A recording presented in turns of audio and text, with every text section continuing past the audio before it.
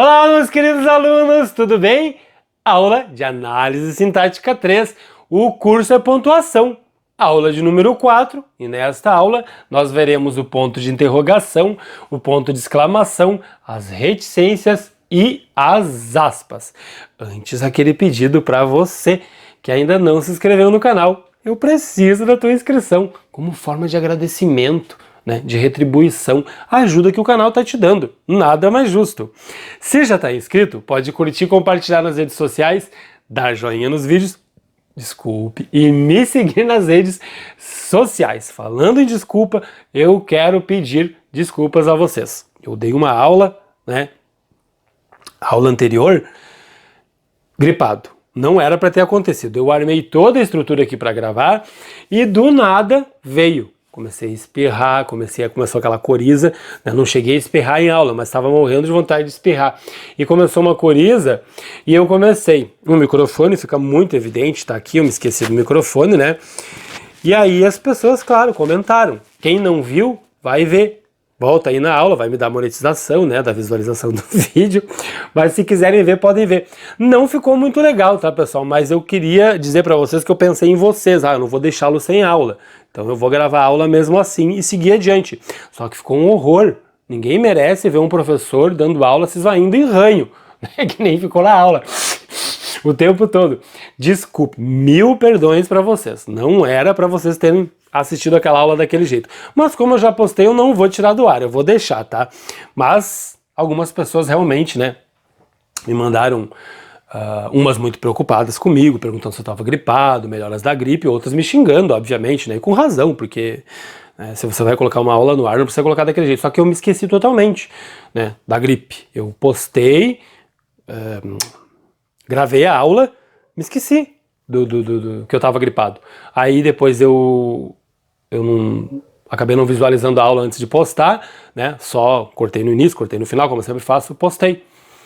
E aí ficou daquele jeito, mas eu peço desculpas para vocês, tá? Quem não viu ainda pode voltar lá para ver a aula. Ficou bem, até engraçada. E vamos seguir para a aula de hoje, falando do ponto de interrogação. Não tem segredo nenhum, vocês sabem que é utilizado em uma pergunta, Mas numa pergunta direta. O que é uma pergunta direta? Aquela na qual aparece o ponto de interrogação ali mesmo, Que eu estou fazendo uma pergunta diretamente para a pessoa. Você vai fazer o concurso? Estou perguntando diretamente para você. A única coisa que me diz que é uma pergunta no papel é aquele ponto ali. Na fala é muito simples, a pessoa entende, Pela entoação, é um ponto de entoação. Entoação, entonação.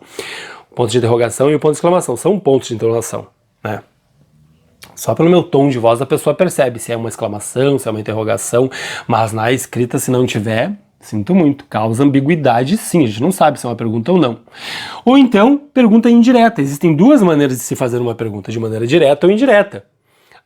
Percebo que nas duas aqui, a resposta pode ser a mesma. Você vai fazer o concurso? Sim ou não? Maria perguntou se ele faria o concurso. Ele disse que sim ou que não, digamos assim, Então aqui, pergunta indireta e pergunta direta. A gente vai abordar melhor isso lá em redação, tá? E aqui uma curiosidade a respeito do ponto de interrogação, já que estamos falando dele, Eu posso utilizar o ponto de interrogação numa pergunta e imediatamente um ponto de exclamação, para dizer que eu estou fazendo uma pergunta exclamativa, digamos assim, uma pergunta surpresa, Eu estou surpreso. É verdade que o João acertou na loteria? É sempre uma surpresa alguém acertar na loteria. Então não há problema nenhum de eu utilizar como recurso estilístico, a linguagem enfeitada, digamos assim, o ponto de interrogação para dizer que é uma pergunta e depois o ponto de exclamação. Tem gente que coloca até 2 ou 3 aqui. No caso das regras aí, da linguagem enfeitada, da estilística, não há problema. Claro que numa dissertação vocês não vão fazer isso, E o ponto de interrogação, ele funciona aí como um ponto-frase. Lembra das interjeições? O que é interjeição? Ela serve como uma palavra-frase, uma palavra só, me diz um monte de coisa, digamos assim. Como a gente viu nas interjeições. É um ponto-frase também. Como você vai se sair dessa? Aí a resposta é só aquilo ali. Como quem diz, não sei. Então é um ponto-frase, digamos assim. Ele sozinho me diz alguma coisa, com certeza. E é isso, pessoal. Sobre o ponto de interrogação, não tem muito o que se falar. falamos agora do ponto de exclamação, que é utilizado nas interjeições, como a gente viu, né, em frases exclamativas para expressar aí os estados emotivos, que são as interjeições. Ou o chamamento, o que é chamamento? Vocativo. Né? Ó, não chegue mais perto. Eu tenho aqui uma frase interjeitiva, de repulsa, né? Não chegue mais perto. Não sei se eu sou muito bom, não sou muito bom de teatro, né? Mas é uma frase de repulsa, digamos assim. E aqui um vocativo, é um disco voador? Ó Maria, né? Não é exatamente uma pergunta, mas seria uma surpresa, digamos assim. É que eu não sou bom de interpretação. E aqui socorro, né? A interjeição, como diz ali no enunciado, tá? São situações em que eu uso o ponto de exclamação. Pois bem, pessoal. As interjeições eu coloquei aqui, ó, de advertência, né, cuidado, cansaço, ufa, dor, ai, alegria, viva, medo, cruzes. Né? São interjeições e também situações em que eu uso o ponto de exclamação, tá? O ponto de reticências, aqui sim. Realmente, se não existissem as reticências, na escrita não teria como expressar situações aí em que na fala são muito fáceis de se expressar. Ó, é usado para indicar a suspensão da fala ou interrupção de ideias. Na fala você está vendo que eu parei de falar, mas na escrita a única coisa que me permite expressar isso aqui são as reticências. Indica também hesitação, dúvida, tudo, né? Isso na fala a pessoa consegue perceber, né? Até pelo gesto da gente, se eu estou hesitante, se eu estou com dúvida, né? Mas na escrita não tem como. Você vai ou não vai viajar? Olha a resposta. Eu não sei, acho que totalmente hesitante e com dúvidas, né? E são as reticências que me permitem fazer isso na escrita, senão não teria como. Interessante, né? As reticências também são usadas para indicar a omissão de um pensamento. Eu não gostaria que você fosse embora, mas... Aí depois tem aqui, ó, é melhor assim, sabe que a pessoa achou melhor, mas será que achou melhor mesmo? Tá ali, ó, omitiu o que está escrito aqui. Fica a cargo do leitor, enfim, não sei, mas foi omitido. Né? Mas pelo que vem depois, parece que a pessoa sabe que é melhor assim, digamos assim. Né? Permite que o leitor, com sua imaginação, prossiga imaginando o resto do texto. É uma propriedade das reticências também. Maria estava carente, vírgula. Ela procurou João e pá! Aí fica a critério da mente poluída de vocês. Só sei que ela estava carente, mas também não sei o que aconteceu aqui, né? Vai saber.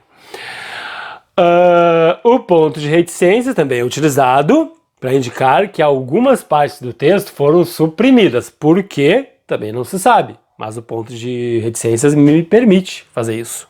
Maria procurou João e... Tá ali, as reticências. Depois eles casaram. Aí fica a critério da mente poluída de vocês também. Não sei o que aconteceu aqui. Tá até entre parênteses ali, né? Então, só os dois sabem, tá? E as aspas, né? Que... existem duas, as simples e as duplas. Aqui os alunos erram bastante, eu não sei porquê, acho que é falta de estudo mesmo, tá?